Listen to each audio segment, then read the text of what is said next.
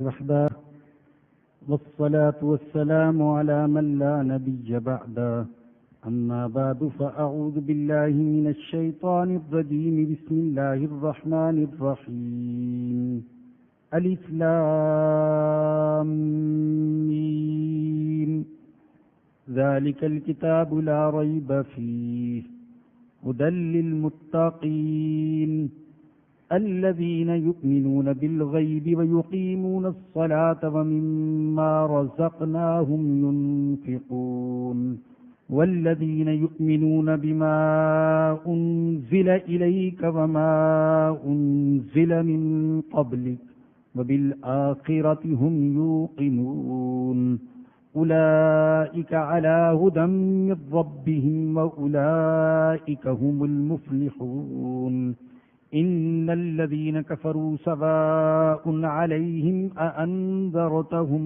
أم لم تنذرهم لا يؤمنون ختم الله على قلوبهم وعلى سمعهم وعلى أبصارهم غشاوة ولهم عذاب عظيم صدق اللہ العظیم۔ یہ سورۃ البقرہ ہے۔ قرآن کریم میں کل 114 صورتیں ہیں، ان میں سے 87 مکی صورتیں ہیں اور 27 مدنی صورتیں ہیں۔ جیسے عام مصنفین اپنی کتابوں کو مختلف ابواب پر تقسیم کرتے ہیں، یوں ہی قرآن کریم مختلف صورتوں میں تقسیم ہے۔ کہا جا سکتا ہے کہ قرآن کریم کی ہر صورت ایک باب ہے۔ صورتوں کے نام اللہ کے حکم سے خود نبی اکرم صلی اللہ علیہ وسلم نے تجویز فرمائے۔ بقرہ کا معنی گائے ہے، چونکہ اس سورہ میں اللہ نے بنی اسرائیل کے حوالے سے گائے کا ایک واقعہ ذکر کیا ہے، اس لیے اس سورت کا نام سورۃ البقرہ رکھا گیا۔ ویسے تو اس سورت میں حضرت آدم علیہ السلام اور ابلیس کا قصہ بھی ہے، بنی اسرائیل کا تذکرہ بھی ہے، تحویل قبلہ کا ذکر بھی ہے، حج اور عمرہ کے احکام بھی ہیں، نکاح اور طلاق کے مسائل بھی ہیں، حضرت طالوت علیہ السلام اور جالوت کا قصہ بھی ہے، اور آیت الکرسی بھی ہے، اور قرض اور تجارتی لین دین کے مسائل بھی ہیں، اور قرآن کریم کی سب سے طویل آیت وہ بھی سورۃ البقرہ میں ہے۔ ربا کا مسئلہ بھی اسی صورت میں ہے۔ کسی کے ذہن میں آ سکتا ہے کہ دوسرے احکام یا واقعات کے حوالے سے اس صورت کا نام کیوں نہ رکھا گیا اور سورۃ البقرہ کیوں رکھا گیا، تو یہ حکمت میں اور آپ نہیں جانتے، یہ حکمت اللہ اور اس کے رسول ہی زیادہ جانتے ہیں۔ جیسے کہا جاتا ہے کہ بنی اسرائیل کے اندر مصریوں کے ساتھ رہنے کی وجہ سے آج کل کے ہندوؤں کی طرح گائے کی پرستش کا عقیدہ آ گیا تھا، اور اس عقیدے کی تردید کے لیے ان کو گائے کے ذبح کرنے کا حکم بھی دیا گیا، اور پھر اسی واقعے کو نمایاں کرنے کے لیے اس سورت کا نام سورۃ البقرہ رکھ دیا گیا۔ قرآن کریم کی 114 صورتوں کو 5 قسموں میں تقسیم کیا گیا ہے۔ نمبر 1، سب طوال، 7 لمبی صورتیں، یہ سورۃ البقرہ سے لے کر سورۃ البراءۃ تک ہیں۔ نمبر 2، مئین، جن میں 100 یا 100 سے زیادہ آیتیں ہیں، یہ سورہ یونس سے سورہ فاطر تک ہیں۔ نمبر 3، مثانی، یہ سورہ یاسین سے سورہ قاف تک ہیں۔ نمبر 4، اوساط مفصل، یہ سورہ زاریات سے سورہ بینہ تک ہیں۔ اور نمبر 5، قصار مفصل، یہ سورہ زلزال سے سورہ ناس تک ہیں۔ مکی صورتوں میں زیادہ تر عقائد کا بیان ہے، اللہ کی ذات پر ایمان، صفات پر ایمان، نبوت پر ایمان، آخرت پر ایمان، اس پر زیادہ زور ہے۔ احکام اور مسائل مکی صورتوں میں بہت کم ہیں۔ مکی صورتوں کے مقابلے میں مدنی صورتوں میں عقائد بھی ہیں، لیکن اس کے ساتھ ساتھ عبادات بھی ہیں، مسائل بھی ہیں، احکام بھی ہیں۔ اور سیدہ عائشہ صدیقہ رضی اللہ تعالیٰ عنہ اس کی حکمت بیان فرماتی ہیں کہ اگر ابتدا ہی میں احکام نازل ہو جاتے، نماز کا حکم، زکوٰۃ کا حکم، شراب کو حرام کر دیا جاتا، زنا کو حرام کر دیا جاتا، جوئے کو حرام کر دیا جاتا، پانسوں کو حرام کر دیا جاتا، سود کو حرام کر دیا جاتا، اور پہلے ایمان بنا ہوا نہ ہوتا تو کوئی بھی تسلیم کرنے کے لیے تیار نہ ہوتا۔ پہلے عقیدہ بنایا گیا، ایمان بنایا گیا، دل میں اللہ کی صفات کا یقین پیدا کیا گیا۔ اللہ علیم ہے، سب کچھ جانتا ہے، وہ خبیر ہے، ایک ایک چیز کی خبر رکھتا ہے، وہ بصیر ہے، رات کے اندھیرے میں ریت پر چلنے والی چونٹی کے قدموں سے بھی واقف ہے، وہ علیم بذات الصدور ہے، دلوں کی باتوں کو جاننے والا ہے، وہ رزاق ہے، رزق دینے والا بس وہی ہے۔ ان صفات کا یقین دل میں پیدا کیا گیا۔ قیامت آ کر رہے گی، زندگی یہی نہیں، موت زندگی کا اختتام نہیں، ہمیشہ کی زندگی کی ابتدا ہے۔ دنیا کے ایک ایک عمل کے بارے میں قیامت کے دن سوال ہوگا، میزان قائم ہوگی، نیکیاں بھی تولی جائیں گی، برائیاں بھی تولی جائیں گی۔ بالغ ہونے کے بعد مرنے تک ایک ایک عمل کا حساب دینا ہوگا۔ نبوت کا سلسلہ برحق آدم علیہ السلام سے لے کر محمد الرسول اللہ صلی اللہ علیہ وسلم تک ایک ایک نبی سچا، وحی کا نظام برحق، انسان کا علم محدود، اللہ کا علم لامحدود۔ اللہ اپنے لامحدود علم میں سے کچھ علم اپنے انبیاء پر انسانوں کی ہدایت کے لیے نازل فرماتا ہے۔ یہ عقائد دلوں میں بٹھائے گئے۔ جب دلوں میں یہ عقائد بیٹھ گئے اور پھر احکام آئے تو ماننا آسان ہو گیا، عمل کرنا آسان ہو گیا۔ جب یقین بنا دیا گیا، ایمان بنا دیا گیا، اور پھر حکم نازل ہوا، یا ایھا الذین آمنوا انما الخمر والمیسر والانصاب رجس من عمل الشیطان فاجتنبوہ لعلکم تفلحون۔ اے ایمان والو، یہ شراب، یہ جوا، یہ پانسے، یہ بت، یہ گندگی ہے، یہ شیطان کا عمل ہے، اس سے بچو تاکہ تم فلاح پا جاؤ۔ ادھر حکم نازل ہوا، ادھر مدینہ کی گلیوں میں شراب کے مٹکے توڑ دیے گئے اور پانی کی طرح مدینہ کی گلیوں میں شراب بہنے لگی۔ تو ماننا آسان ہو گیا، عمل کرنا آسان ہو گیا۔ ہم نے جب درس کا آغاز کیا اس وقت ہمارے ذہن میں کوئی ترتیب نہیں تھی۔ میرا ایک خیال یہ بھی تھا کہ یہاں جو ساتھی درس قرآن کا آغاز کروانا چاہتے ہیں، چند دن کا جوش ہے، ہو سکتا ہے کہ ٹھنڈے ہو جائیں، تو میں نے پہلے سورہ کہف کا درس دیا، پھر سورہ حجرات کا درس دیا، پھر اما پارا شروع کر دیا، اور وہ بھی آخر سے۔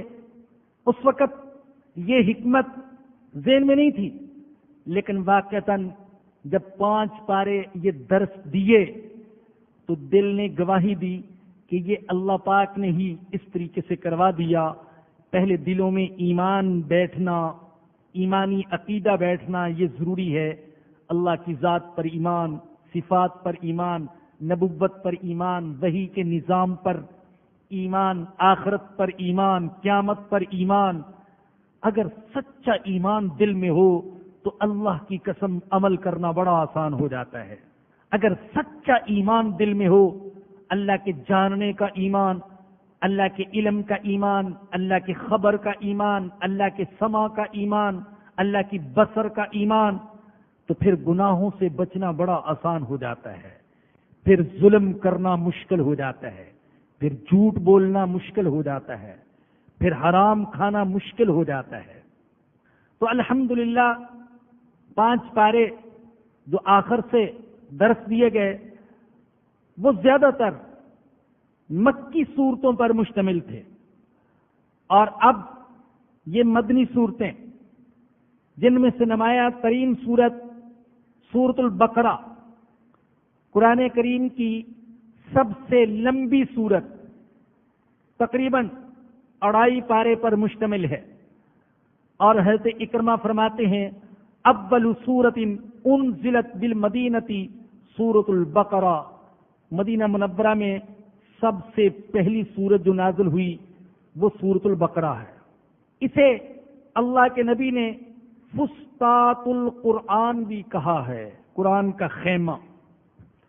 قرآن کے جتنے مضامین ہیں وہ سارے کے سارے سورۃ البقرہ میں موجود ہیں۔ اس میں عقائد بھی ہیں، احکام بھی ہیں، مواعظ بھی ہیں، قصص بھی ہیں، عبادات بھی ہیں اور گمراہ فرقوں کا بھی ذکر ہے۔ تقریباً زندگی کے ہر شعبے سے تعلق رکھنے والے احکام اس صورت میں موجود ہیں، چاہے وہ معاشی شعبہ ہو یا معاشرتی شعبہ، تجارتی شعبہ ہو یا سیاسی شعبہ یا ازدواجی زندگی کا شعبہ۔ بڑے بڑے 40 احکام اس صورت میں اللہ پاک نے بیان فرمائے ہیں۔ اور ایک حدیث میں مسلم اور ترمذی میں روایت ہے کہ نبی اکرم صلی اللہ علیہ وسلم نے فرمایا لا تجعلوا بیوتکم مقابر، تم اپنے گھروں کو قبرستان نہ بناؤ، اپنے گھروں کو قبرستان نہ بناؤ۔ کیا مطلب ہے اس حدیث کا؟ میں ایک واضح سا حکم بیان کرتا ہوں، یاد رکھیے میرے بزرگوں اور دوستوں، میری بہنوں اور بیٹیوں، وہ گھر جس میں قرآن نہ پڑھا جائے، وہ گھر جس میں قرآن کی تلاوت کرنے والا کوئی نہ ہو، وہ گھر جس میں قرآن کا تذکرہ نہ ہو، وہ گھر جس میں قرآن کا درس نہ ہو، وہ گھر جس میں قرآن کی تفسیر نہ بیان کی جاتی ہو، وہ گھر جس میں قرآن کو سمجھنے سمجھانے کا جذبہ نہ ہو، وہ گھر ایک قبرستان ہے، مردوں کا گھر ہے، وہ زندوں کا گھر نہیں ہے۔ وما یستوی الاحیاء ولا الاموات، اور زندہ اور مردہ برابر نہیں ہو سکتے ہیں۔ فرمایا کہ لا تجعلوا بیوتکم مقابر، اپنے گھروں کو قبرستان نہ بناؤ۔ ان الشیطان ینفر من البیت الذی تقرأ فیہ سورۃ البقرہ، شیطان اس گھر سے بھاگ جاتا ہے جہاں سورۃ البقرہ پڑھی جاتی ہے۔ آپ پڑھیں گے نا انشاءاللہ سورۃ البقرہ، صرف الفاظ نہیں، معانی کے ساتھ، اور عزم کر لیجئے انشاءاللہ اس گناہگار کی زبان سے اس کی حوصلہ افزائی کے لیے اور اسے اللہ کے ہاں قابل مغفرت بنانے کے لیے انشاءاللہ اس کی زبان سے آپ سورۃ البقرہ ضرور سنیں گے۔ عزم ہے نا بھی انشاءاللہ۔ تو نبی اکرم صلی اللہ علیہ وسلم نے سورۃ البقرہ کی یہ فضیلت بیان فرمائی، فرمایا کہ جس گھر میں سورۃ البقرہ پڑھی جاتی ہے وہاں سے شیطان بھاگ جاتا ہے۔ اور مسلم میں حضرت ابو امامہ باہلی رضی اللہ تعالیٰ عنہ سے روایت ہے، رسول اکرم صلی اللہ علیہ وسلم نے فرمایا اقرؤوا سورۃ البقرہ فإن أخذها برکہ وترکها حسرہ ولا يستطيعها البطل۔ فرمایا کہ سورۃ البقرہ پڑھا کرو، اس لیے کہ سورۃ البقرہ کو لینا، اس کو پڑھنا، اس کو سمجھنا، اس کو بیان کرنا یہ برکت کا باعث ہے، اور سورۃ البقرہ کو چھوڑنا یہ حسرت اور ندامت کا باعث ہے۔ اور فرمایا کہ اس سورت سے باطل پرست فائدہ اٹھانے کی طاقت اور توفیق نہیں رکھتے ہیں۔ ایک اور حدیث میں رسول اکرم صلی اللہ علیہ وسلم نے فرمایا ان لکل شیء صناما وان صنام القرآن سورۃ البقرہ۔ فرمایا کہ ہر چیز کی کوئی بلندی ہوتی ہے۔ ویسے تو صنام اونٹ کی کوہان کو کہتے ہیں، اور کوہان اونٹ کے جسم میں سے سب سے اونچا حصہ ہوتا ہے، اور صنام بلندی کے لیے بھی استعمال ہوتا ہے۔ فرمایا کہ ہر چیز کے لیے کوئی بلند حصہ ہوتا ہے، اور قرآن کریم کا بلند حصہ سورۃ البقرہ ہے۔ یہی وہ صورت ہے جس میں قرآن کریم کی سب سے افضل آیت الکرسی ہے.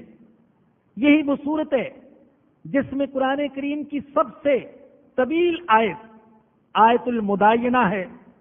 اور میں یہ سمجھتا ہوں کہ اگر کوئی شخص سورۃ البقرہ کو سمجھ کر پڑھ لے تو انشاءاللہ وہ قرآن کے علوم سے محروم نہیں رہے گا.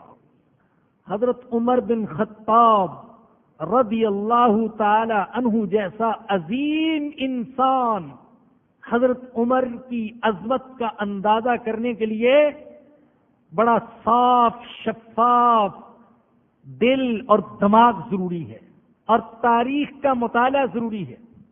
اللہ کے نبی نے فرمایا تھا کہ اگر میرے بعد کوئی نبی ہوتا تو عمر ہوتے. اللہ کے نبی نے فرمایا تھا کہ عمر تم جس راستے سے گزرتے ہو تو شیطان بھاگ جاتا ہے.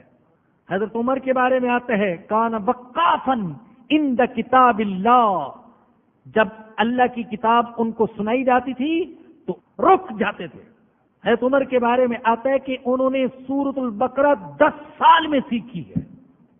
ایسے صاف دماغ والا، عربی زبان مادری زبان، فصاحت و بلاغت گھر کی لونڈی، عربی لغت اور ادب ہاتھ کی چھڑی، اور نبی اکرم صلی اللہ علیہ وسلم کی صحبت سے دماغ مصفہ مزکہ مجلہ مطہر. لیکن سورۃ البقرہ سیکھتے ہیں 10 سال میں. ایک سیکھنا وہ بھی ہے کہ سیکھنے والا چند گھنٹوں میں سیکھ سکتا ہے، چند دنوں میں سیکھ سکتا ہے، چند ہفتوں میں سیکھ سکتا ہے. حضرت عمر نے جو 10 سال میں سورۃ البقرہ سیکھی ہوگی تو نہ معلوم کس انداز میں سیکھی ہوگی، کن کن باریکیوں تک پہنچے ہوں گے، کن کن حقائق تک پہنچے ہوں گے. تو بڑی فضیلت والی سورت، 287 آیات، 86 آیات اور 40 رکوع اس میں. آغاز ہوا الف لام میم، حروف مقطعات میں سے ہیں. وہ حروف جنہیں جوڑ کر نہیں توڑ کر پڑھا جاتا ہے، الگ الگ پڑھا جاتا ہے. الف لام میم جوڑ کر پڑھتے تو یوں ہوتا علم. حامیم توڑ کر پڑھتے ہیں، الگ الگ پڑھتے ہیں، جوڑ کر نہیں پڑھا جاتا. طاسین یاسین کاف ہا یا عین صاد، یہ حروف مقطعات ہیں. قرآن کریم کی 29 سورتوں کا آغاز اللہ نے حروف مقطعات سے کیا ہے. ان کے معنی کیا ہیں؟ مفسرین کے اقوال مختلف. کسی نے کہا یہ قرآن میں اللہ کا راز ہے، کسی نے کہا یہ اللہ کی صفات کی طرف اشارہ ہے. الف سے اللہ، لام سے لطیف، میم سے مالک. کسی نے کہا یہ سورتوں کے نام ہیں، کسی نے کہا یہ قرآن کے نام ہیں، کسی نے کہا کہ یہ عرب کے خطبات کا انداز تھا. عرب کے خطیب یوں کیا کرتے تھے، اپنی تقریر اور اپنے بیان کا آغاز کرنے سے پہلے اس طرح کے حروف پڑھا کرتے تھے. یہی وجہ ہے کہ جب عربوں کے سامنے یہ صورتیں پڑھی گئیں جن کا آغاز مقطعات سے ہوتا تھا تو ان میں سے کسی نے اعتراض نہیں کیا. اگر ان کے لیے یہ انداز نامانوس ہوتا تو وہ اعتراض کرتے. اور ایک نمایاں قول یہ بھی ہے، اور اس قول کی طرف میرا قلبی میلان زیادہ ہے، وہ یہ کہ ان حروف کے ذریعے سے قرآن کی صداقت میں شک کرنے والوں کو چیلنج کیا گیا ہے کہ اگر تم انسان کا کلام کہتے ہو قرآن کو تو قرآن تو انہی حروف سے بنا ہے، الف لام میم حامیم صاد نون قاف وغیرہ وغیرہ، اور تم بھی ان حروف سے واقف ہو تو تم بھی کیوں نہیں ان حروف سے قرآن جیسا کلام بنا لیتے. صاحب کشاف علامہ زمخشری فرماتے ہیں کہ جیسے قرآن میں بعض قصے بار بار ذکر کیے گئے، یوں ہی اللہ نے یہ چیلنج بھی قرآن میں بار بار دیا ہے.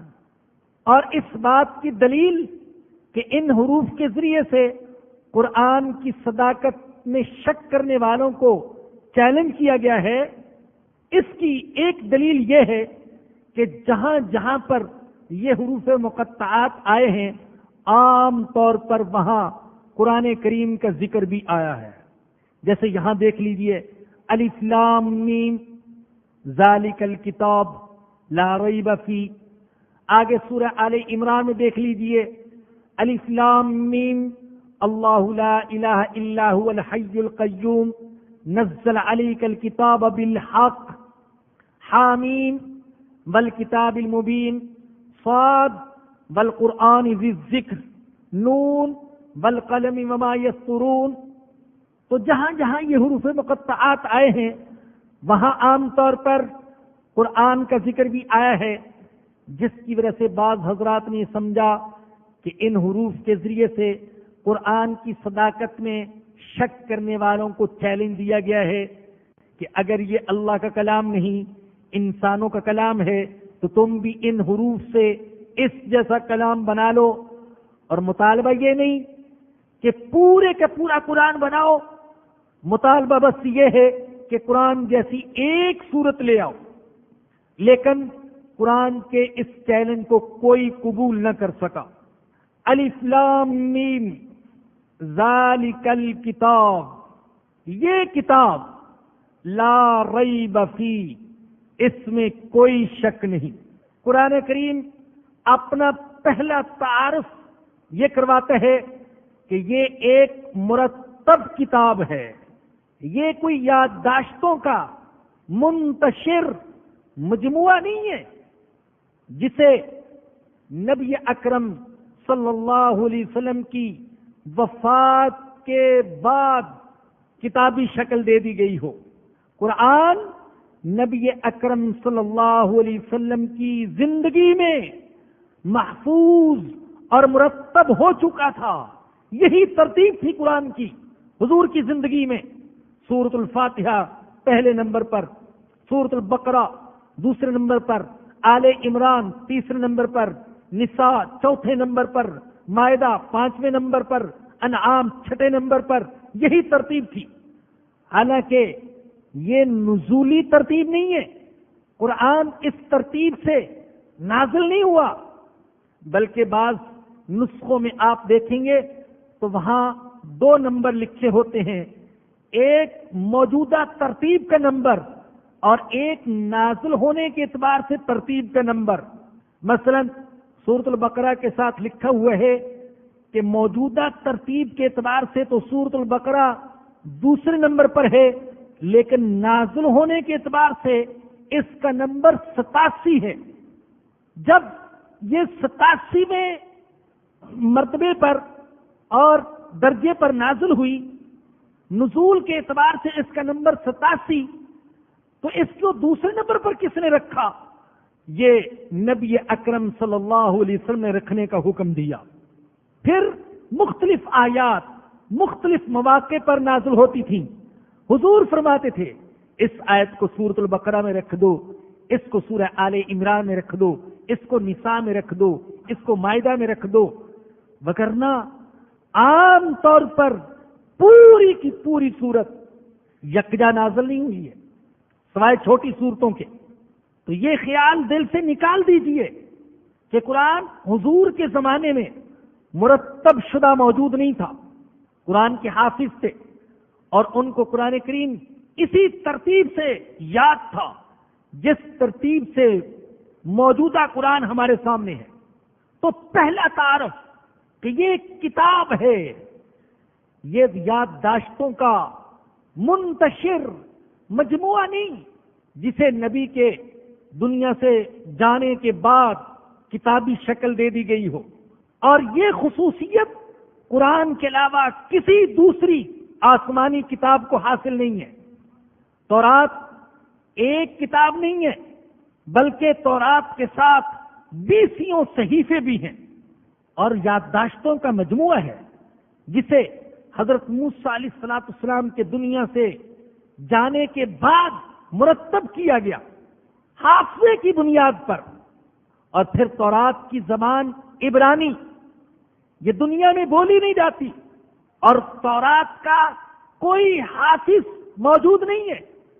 عیسائیوں کے پاس ایک انجیل نہیں ہے، 4 انجیلیں ہیں، اور یہ 4 انجیلیں بھی 100 انجیلوں میں سے منتخب کی گئی ہیں۔ حضرت عیسیٰ علیہ السلام کے آسمانوں پر اٹھائے جانے کے سال ہا سال بعد یادداشتوں کی بنیاد پر کئی انجیلیں ان کے صحابیوں نے اور ان کے تابعیوں نے مرتب کی، اور ان کی تعداد 100 تک جا پہنچی۔ پھر ان 100 میں سے 4 انجیلوں کو منتخب کیا گیا، اور انجیل کی اصلی زبان یونانی جو دنیا میں مردہ ہو چکی، اور انجیل کا کوئی حافظ بھی موجود نہیں۔ بعض نے تو 4 انجیلوں کے انتخاب کا طریقہ بھی بڑا دلچسپ لکھا ہے۔ کہتے ہیں کہ ایک دفعہ بہت سارے پادری جمع ہوئے، انہوں نے کہا کہ اختلاف کو ختم کرنا چاہیے۔ ہر ایک کہتا ہے کہ میرے پاس جو انجیل ہے اس میں حضرت عیسیٰ علیہ السلام کی تعلیمات محفوظ ہیں، دوسرا کہتا ہے نہیں، میرے پاس جو انجیل ہے وہ زیادہ سچی کتاب ہے۔ چنانچہ انہوں نے ایک میز پر ساری انجیلیں رکھ دیں، اور پھر اس میز کو زور سے ہلایا گیا، جو گر گئیں، جو باقی رہ گئیں ان کو مذہبی کتابوں کا درجہ دے دیا گیا۔ قرآن واحد الہامی کتاب ہے جو اس نبی کی زندگی ہی میں کتابی شکل میں مرتب ہو چکی تھی جس نبی پر یہ کتاب نازل ہوئی۔ قرآن واحد الہامی کتاب جو کروڑوں انسانوں کو زبانی یاد ہے۔ تورات والوں کو یقیناً تورات سے محبت ہے، انجیل والوں کو انجیل سے محبت، ہندوؤں کو اپنے ویدوں سے محبت اور تعصب کی حد تک محبت، لیکن آج ہندوؤں کی کتاب کا حافظ کوئی موجود نہیں، اور ویدوں کی جو اصل زبان تھی سنسکرت وہ مردہ ہو چکی۔ قرآن کے کروڑوں حافظ موجود، اور قرآن واحد کتاب جسے ہر جگہ اسی زبان میں پڑھا جاتا ہے جس زبان میں قرآن نازل ہوا تھا، چاہے کوئی عربی جانتا ہو یا نہ جانتا ہو۔ ہندی بھی قرآن کو عربی میں پڑھتا ہے، اور اجمی بھی عربی میں، چینی بھی عربی میں، اور امریکی بھی عربی میں، افریقی بھی عربی میں، پاکستانی بھی عربی میں، افغانی بھی عربی میں۔ اور علماء کا متفقہ فیصلہ کہ قرآن کا ترجمہ یہ قرآن نہیں ہے۔ آج ہی شاید آپ نے دیکھا ہو روزنامہ اسلام میں یہ خبر شائع ہوئی، ایک صاحب نے قرآن کا عربی متن ہٹا کر صرف اردو ترجمہ شائع کر دیا ہے۔ قرآن کا ترجمہ اردو ترجمہ، لیکن ساتھ عربی متن نہیں ہے۔ اس پر تمام علماء نے احتجاج کیا کہ الحمدللہ ابھی تک اللہ کے ایسے بندے موجود ہیں جو قرآن کے حوالے سے ہونے والی ذرہ برابر تحریف کے سامنے سینہ سفر ہو جائیں گے۔ احتجاج کیا گیا۔ اردو ترجمہ ہے، انجیل کا ترجمہ نہ معلوم کتنی زبانوں میں، تورات کا ترجمہ، اور انہیں ان ترجموں کو تورات اور انجیل قرار دیا جاتا ہے کہ یہ تورات ہے، یہ انجیل ہے۔ لیکن مسلمان قرآن کے ترجمے کو قرآن ماننے کے لیے تیار نہیں، اور کوئی عالم اور کوئی مفتی قرآن کے متن کے بغیر قرآن کے ترجمے کو شائع کرنے کی اجازت نہیں دیتا۔ تو قرآن کو جہاں بھی پڑھا جاتا ہے عربی زبان میں، ایک چھوٹا بچہ جو عربی کے ایک لفظ کا معنی نہیں جانتا وہ بھی قرآن کو پڑھتا ہے تو عربی میں پڑھتا ہے۔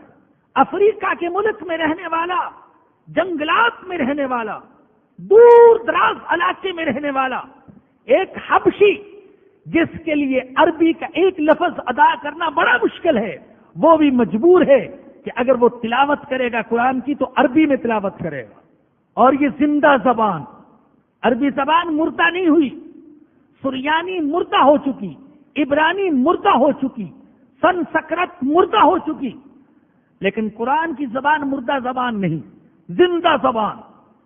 یہ دنیا کی واحد کتاب ہے جس میں ایک جملہ بھی انسانی کلام کا نہیں ہے، ایک جملہ بھی۔ آپ احتیاط کی حد دیکھیے، یہ جو اشارات لکھے جاتے ہیں وہ بھی حاشیے میں لکھے جاتے ہیں، قرآن کے متن کے ساتھ قرآن کے انداز میں لکھنے کی اجازت نہیں ہے، تاکہ کسی کو اشتباہ نہ ہو جائے کہ یہ بھی قرآن کا حصہ ہے۔ جبکہ تورات اور انجیل کو دیکھیں تو صفحے کے صفحے، باب کے باب انسانی کلام پر مشتمل۔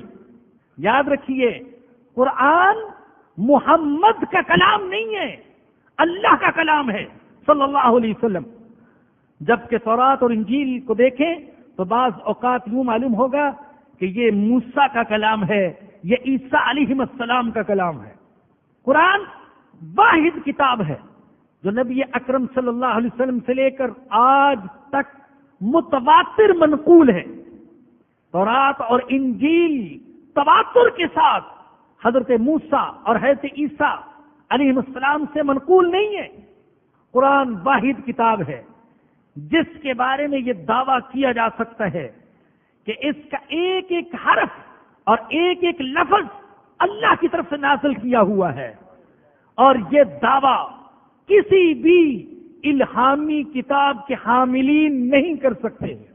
معاذ اللہ، میں انکار نہیں کرتا کہ تورات اللہ کی طرف سے نازل کی ہوئی کتاب، انجیل اللہ کی طرف سے نازل کی ہوئی کتاب، لیکن چونکہ وہ ایک مخصوص وقت کے لیے نازل ہوئی تھی، اس لیے خود اللہ نے ان کی حفاظت کا وہ انتظام نہیں کیا جس حفاظت کا انتظام اللہ نے قرآن کے لیے کیا ہے۔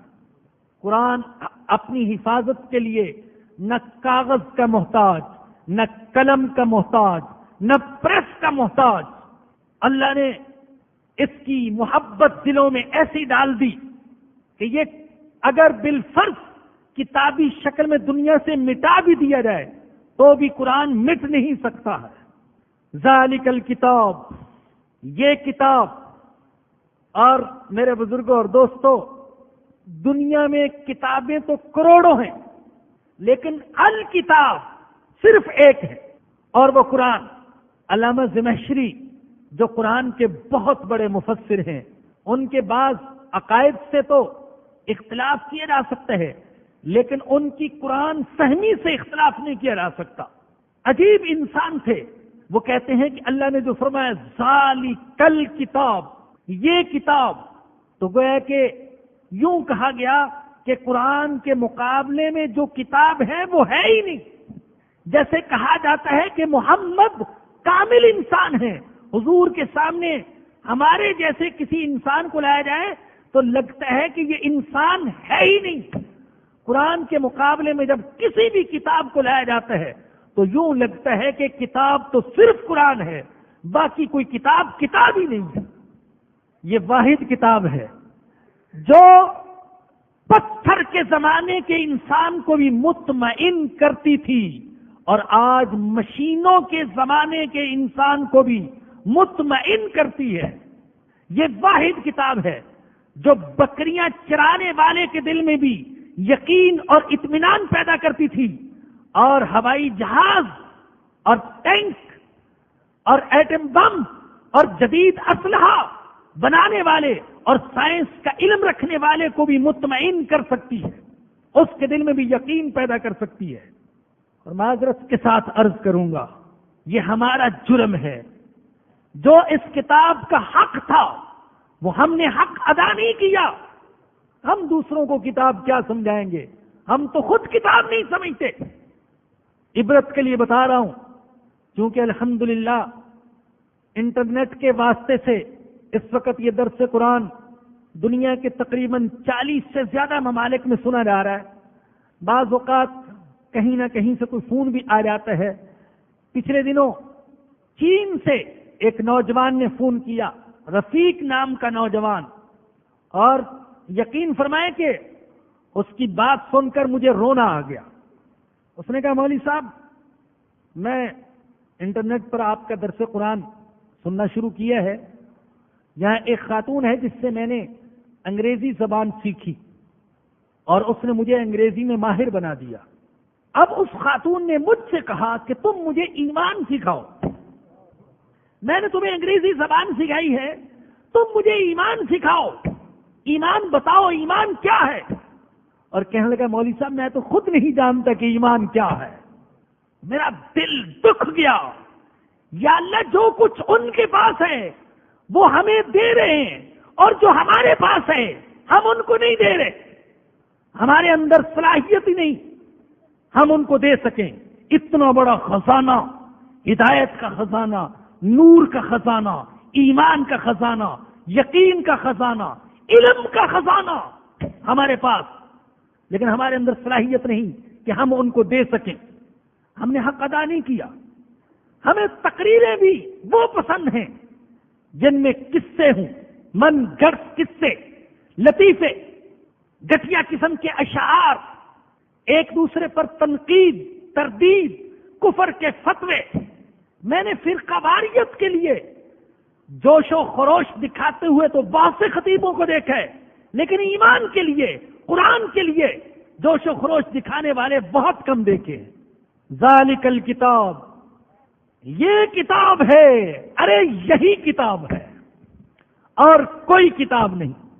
یا کتاب ہے قرآن، یا کتاب ہے وہ جو ہمیں قرآن کے قریب کر دے، جو ہمیں قرآن کی رموز سمجھائے، قرآن کی حقیقتیں سمجھائے، وہ کتاب ہے، باقی کوئی کتاب نہیں۔ اور آج ہمارا عمل بتلاتا ہے کہ کتابیں ساری ہیں، بس قرآن نہیں ہے۔ ساری کتابوں کے لیے وقت، قرآن کے لیے وقت نہیں۔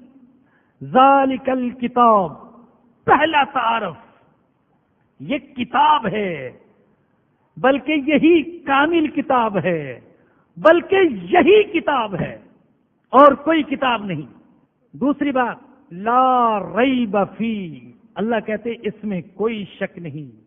اللہ نے اپنے بندوں کو دیکھا، میرے بندے ہدایت کی تلاش میں مارے مارے پھرتے ہیں، کوئی جنگلوں میں جاتا ہے، کوئی غاروں میں جاتا ہے، کوئی فلسفیوں کے پاس بیٹھتا ہے، کوئی مذہبی پیشواؤں کے ہتھے چڑھ جاتا ہے، کوئی غلط سلط نظریات سیکھ لیتا ہے، الٹی سیدھی کتابیں پڑھتا ہے۔ اللہ کہتے ہیں میرے بندے ان فلسفیوں سے اور ان مذہبی رہنماؤں سے جن کا کتاب سے تعلق نہیں، اور ان جھوٹے اور غلط سلط نظریات سے تجھے یقین کبھی حاصل نہیں ہوگا۔ جو کچھ ہے مشکوک ہے، یقین ہے تو صرف قرآن میں ہے، اس میں کوئی شک نہیں۔ آپ فلسفیوں کی تاریخ اٹھا کر دیکھیں، دانشوروں کی تاریخ اٹھا کر دیکھیں، انقلابیوں کی تاریخ اٹھا کر دیکھیں، انہوں نے انسانوں کے سامنے بڑے دعوے سے اپنے نظریات پیش کیے، لیکن کچھ ہی عرصہ گزرا تھا کہ ان کے نظریات کے خلاف کتابیں لکھی گئیں اور بتایا گیا کہ جو نظریہ فلاں نے پیش کیا تھا وہ تو جھوٹ کا پلندہ تھا۔ سوشلزم آیا، انسانوں نے سمجھا انسانیت کے دکھوں کا مداوا تلاش کر لیا گیا۔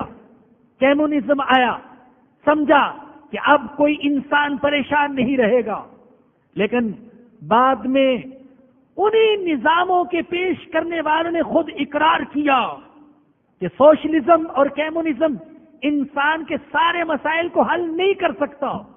آج مغربی جمہوریت کا چرچا ہے، لیکن جان لیجئے یہ حقیقت ہے، مغربی جمہوریت انسان کے سارے، مغربی جمہوریت کیا ہے کہ انسانوں کی اکثریت جو کچھ کہے وہ حق ہے اور اقلیت جو کہے وہ جھوٹ ہے۔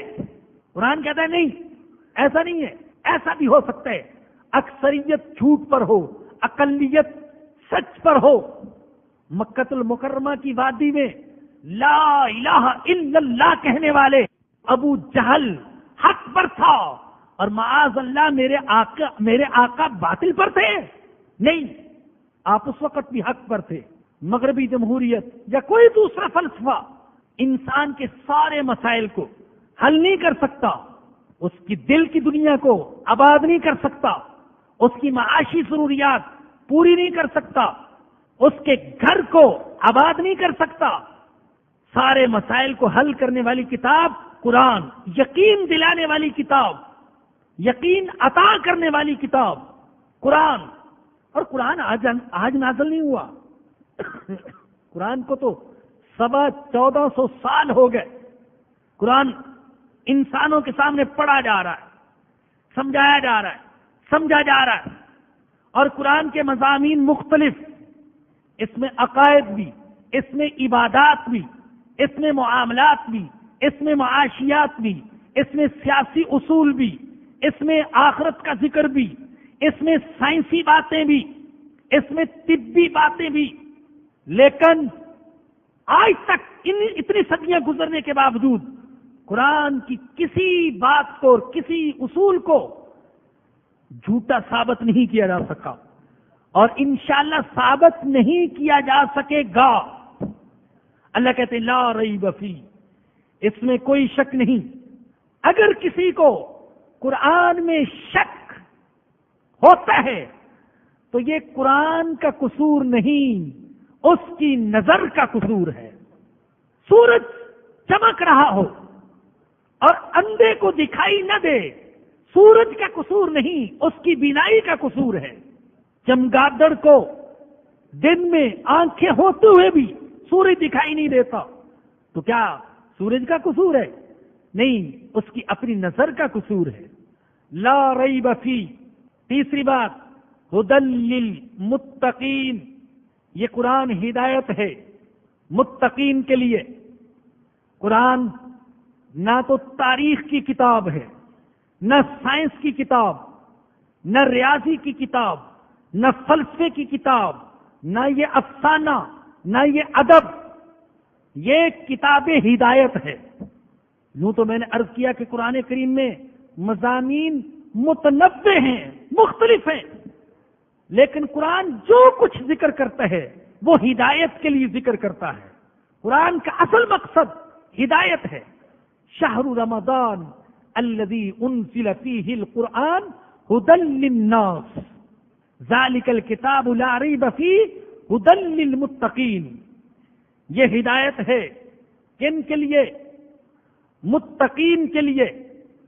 اللہ نے دوسری جگہ تو کہا کہ قرآن سارے انسانوں کے لیے ہدایت، اور یہاں اللہ فرما رہے کہ قرآن متقین کے لیے ہدایت۔ جان لیجئے ہدایت کے 3 درجے ہیں۔ ہدایت کا پہلا درجہ سارے انسانوں بلکہ حیوانوں کو بھی حاصل ہے۔ ہدایت کا دوسرا درجہ صرف ایمان والوں کو حاصل، اور ہدایت کا تیسرا درجہ وہ اللہ کے مقربین کو حاصل ہے۔ ھدی للمتقین، متقین کے لیے ہدایت۔ اللہ متقین کون ہیں؟ اللہ نے متقین کی 5 صفات یہاں پر بیان کی ہیں۔ فرمایا کہ الذین یؤمنون بالغیب، وہ جو ایمان رکھتے ہیں غیب پر۔ ایمان کیا چیز ہے؟ کسی کے اعتماد پر یقینی طور سے کسی بات کو مان لینا، یہ ایمان ہے۔ کسی کے اعتماد پر یقینی طور پر کسی بات کو مان لینا، یہ ایمان ہے۔ ہم نے اپنے آقا حضرت محمد الرسول اللہ صلی اللہ علیہ وسلم کے اعتماد پر بہت سی حقیقتوں کو مانا۔ قرآن نے بیان کیا اور ہم نے مانا، اللہ نے بیان کیا اور ہم نے مانا، یہ ایمان ہے۔ اور یاد رکھیے کہ ایمان بالغیب یہ ایمان کی روح ہے۔ غیب پر ایمان، سامنے نظر آنے والی حقیقت کو تو ہر کوئی مان لیتا ہے۔ ایک مسلمان ان حقیقتوں کو بھی مانتا ہے جو نہ کانوں سے سنائی دیتی ہیں، نہ آنکھوں سے دکھائی دیتی ہیں، نہ ان کو ہاتھوں سے چھوا جا سکتا ہے، نہ ناک سے سونگا جا سکتا ہے، نہ زبان سے چکھا جا سکتا ہے۔ محسوسات کی حد سے ماوراء حقیقتیں ایک مسلمان ان کو مانتا ہے۔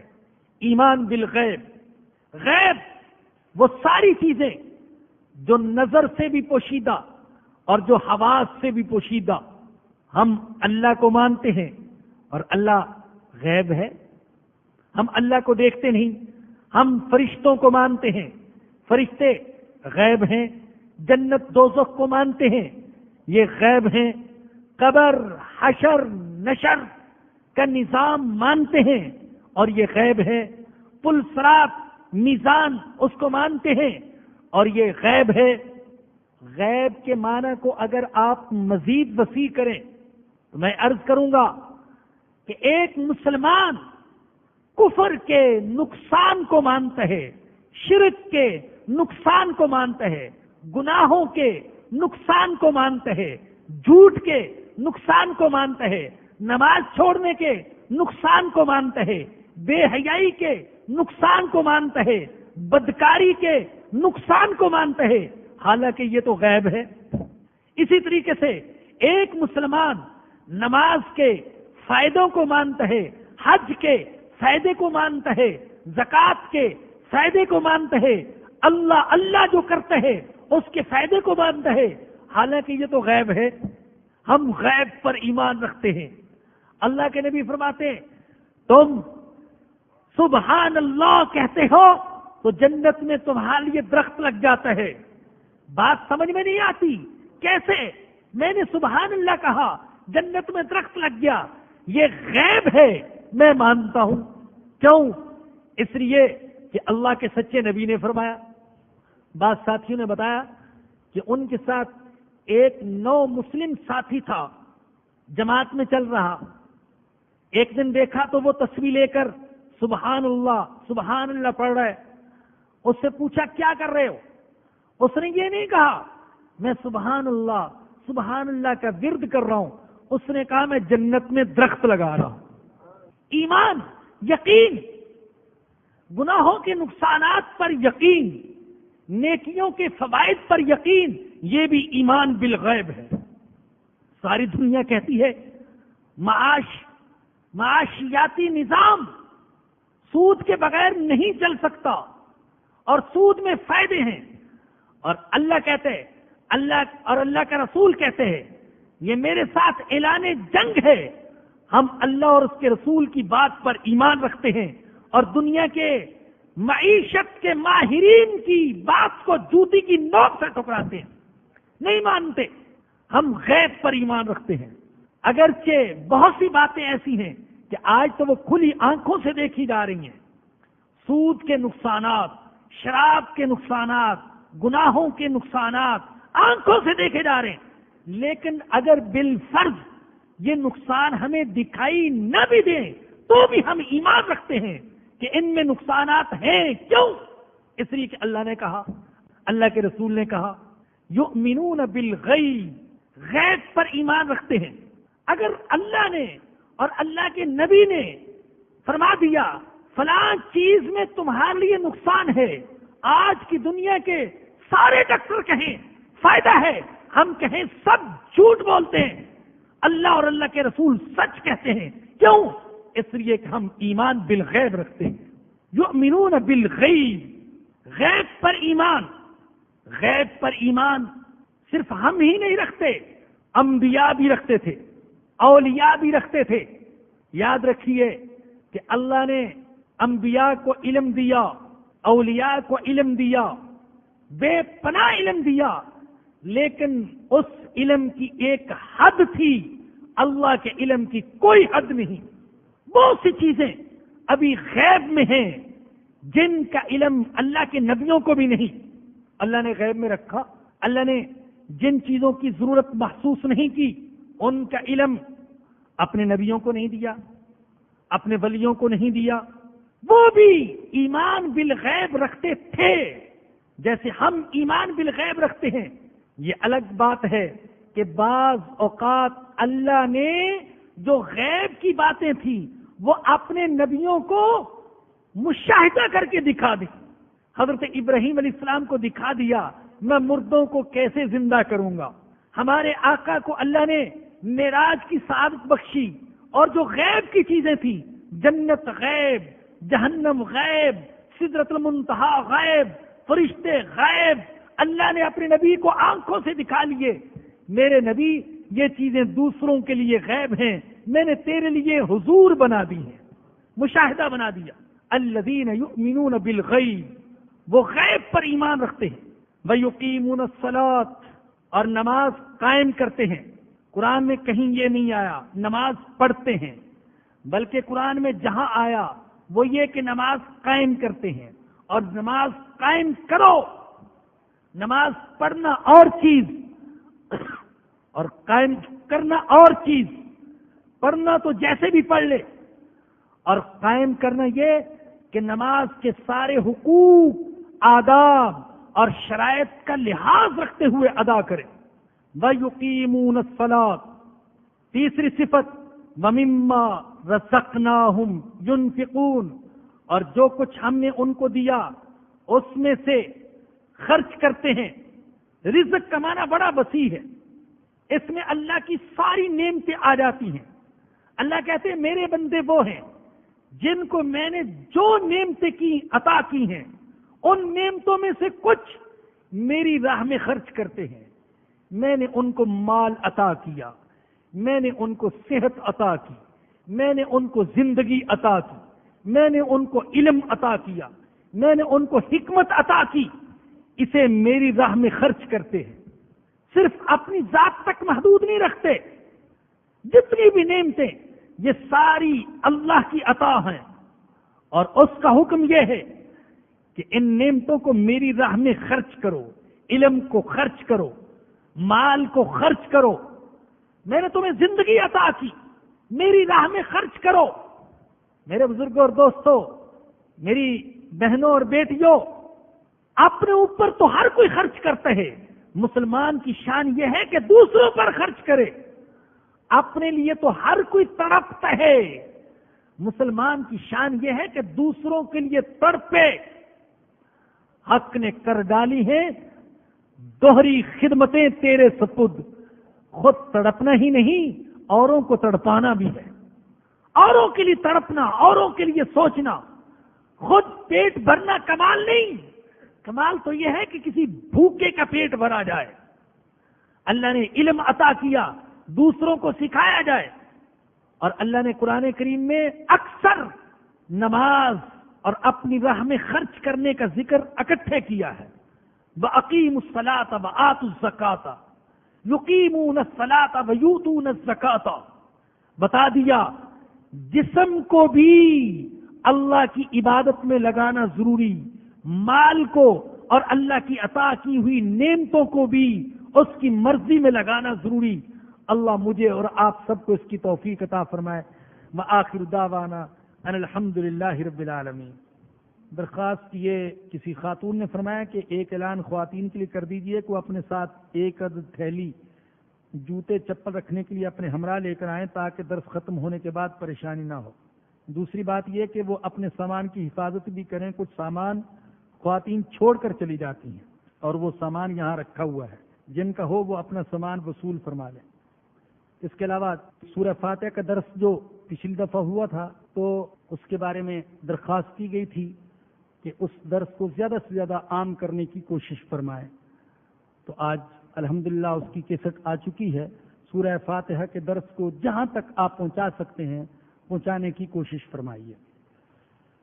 الحمدللہ رب العالمین والصلاة والسلام علی سید الانبیاء والمرسلین. ربنا ظلمنا انفسنا وان لم تغفر لنا وترحمنا لنكونن من الخاسرین. اے اللہ ہم بہت گناہگار ہیں، ہمارے گناہوں کو معاف فرما دے. اے اللہ ہم ناقص اور کمزور ہیں، تو اپنے دین کی خدمت کے لیے قبول فرما لے. اللہ قبول فرما لے. اللہ ہمیں بولنے کا ڈھنگ نہیں آتا، اللہ بولنے کا سلیقہ عطا فرما دے. اللہ ہمارا سینہ کھول دے. اللہ زبان کی گرہ دور فرما دے. اللہ وہ دماغ عطا فرما جو تیری کتاب سمجھنے کے لیے ضروری ہے. اللہ تیری کتاب مقدس کے فہم میں، تفہیم میں، درس میں، تدریس میں ہم سے جو کوتاہیاں ہوئیں، اللہ ہمارے جرم کو معاف فرما۔ اللہ تیری کتاب مقدس کو دنیا کے کونے کونے تک پہنچانے کی توفیق عطا فرما۔ اللہ ہم تیری ذات سے حسن ظن رکھتے ہیں، یا اللہ ہم جیسا تیرے بارے میں گمان رکھتے ہیں ویسا ہمارے ساتھ معاملہ فرما۔ اللہ ہم کمزور ہیں، کمزوروں والا معاملہ فرما۔ اللہ سختی نہ فرمانا، اللہ ناراض نہ ہو جانا، اللہ گرفت نہ فرمانا، اللہ اپنے غضب سے بچانا، اللہ اپنے عذاب سے بچانا، اللہ اپنی پکڑ سے بچانا، اللہ تو بچا لینا۔ اللہ ہمارے جرموں کو معاف فرما دے، ہمارے گناہوں کو معاف فرما دے۔ اللہ اس درس قرآن کو قبولیت اور مقبولیت عطا فرما۔ جو ساتھی اس کے لیے محنت اور کوشش کرتے ہیں ان کی زندگیوں میں برکت عطا فرما۔ اللہ ہمارے سارے مسائل کو حل فرما، ساری پریشانیوں کو دور فرما۔ جو والدین اپنی نوجوان اولاد کے رشتوں کے سلسلے میں پریشان ہیں، اے اللہ تو ان کی پریشانی کو دور فرما۔ اللہ جو رزق کی تنگی کا شکار ہیں، رزق میں وسعت عطا فرما، رزق میں برکت عطا فرما۔ اللہ سارے بیماروں کو یا اللہ جسمانی اور روحانی بیماریوں سے شفا نصیب فرما۔ اے اللہ ہم بھی بیمار ہیں، ہم کو شفا عطا فرما، ہمارے اہل و عیال کو شفا عطا فرما۔ اے اللہ ہمارے مرحومین کی مغفرت فرما، ان کے گناہوں کو معاف فرما اور نیکیوں کو قبول فرما۔ یا اللہ پرسوں یہاں کراچی میں ایک حادثے میں جو 8 افراد زندہ جل گئے، یا اللہ ان کی مغفرت فرما، یا اللہ ان کی شہادت کو قبول فرما۔ اللہ ہم سب کی حفاظت فرما۔ اللہ ہر شر سے حفاظت فرما، ہر آزمائش سے، مصیبت سے حفاظت فرما، نفس سے حفاظت فرما، شیطان سے حفاظت فرما، چوروں ڈاکوؤں سے حفاظت فرما، دشمنوں سے حفاظت فرما، ظالم حکمرانوں سے حفاظت فرما۔ اللہ تو حفاظت فرمانا، اللہ تیرے علاوہ کوئی حفاظت کرنے والا نہیں، اللہ تو ہماری حفاظت فرما۔ اللہ ایمان والی زندگی عطا فرما، ایمان والی موت نصیب فرمانا۔ قیامت کے دن حضور اکرم صلی اللہ علیہ وسلم کی شفاعت نصیب فرمانا۔ ربنا آتنا فی الدنیا حسنۃ وفی الآخرۃ حسنۃ وقنا عذاب النار۔ ربنا تقبل منا انک انت السمیع العلیم وتب علینا انک انت التواب الرحیم۔ صلی اللہ تعالی علی رسولہ وخیر خلقہ سیدنا ومولانا محمد وآلہ وصحبہ واہل بیتہ اجمعین، آمین برحمتک یا ارحم الراحمین۔ درسقرآن.com آپ کے لیے پیش کرتا ہے تفسیر قرآن مولانا اسد شیخ پوری صاحب کی آواز میں۔ اور اللہ کہتا ہے یاد کرنے کے لیے آسان، پڑھنے کے لیے آسان اور سمجھنے کے لیے آسان۔ اس کے علاوہ اس مقبول ویب سائٹ پر آپ سنیے معروف عالم دین کے اصلاحی بیانات۔ تو اسلام کا نظریہ یہ ہے انا للہ و انا الیہ راجعون۔ حمد و نعت، بچوں کے لیے اصلاحی کہانیاں اور بہت کچھ۔ محمد کا روضہ قریب آ رہا ہے، بلندی میں اپنا نصیب آ رہا ہے۔ www.درسقرآن.com